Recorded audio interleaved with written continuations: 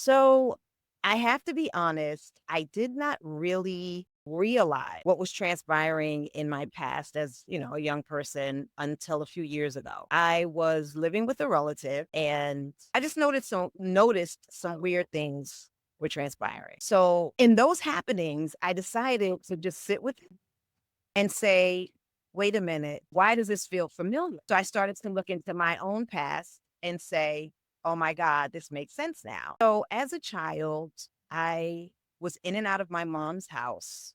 I don't really want to say what the condition was just yet, but there were instances where we would be at the New York Foundling, me and my two sisters, in New York Foundling Hospital or in other homes because my mom couldn't take care of us, right? But there were certain things that was going on with her that I just couldn't understand why. And so my grandmother would come over from time to time and visit. And after her departure, my mom would say, go wash your face, go wash your hands. And so was like, when she leaves, after we hugged her and things like that. And so I was just like, well, why would she say that? But now it makes sense. My grandmother was using witchcraft or doing witchcraft on my mom to try to make her crazy. And so I'll give you a little more of a backstory. My family is from Jamaica, West Indies. My two sisters and I were born in America, but all of my other family members are from Jamaica. And so you think about Jamaica, you basically think about Africa because that's just one step away, right?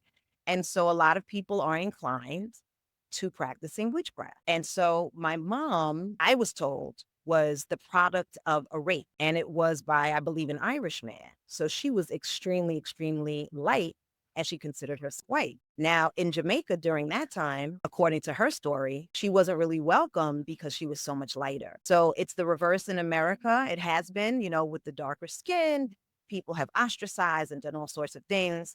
And people are still going through stuff now, but thank God we've come a long way. So this was the opposite. And so most of my family members are really, really dark. And my mother and her sister didn't get along, and partly because of that. They have two different fathers and of the skin difference. And so my mom came to America looking for a better life. She got deported, went to Mexico, came back to America, and started on her own.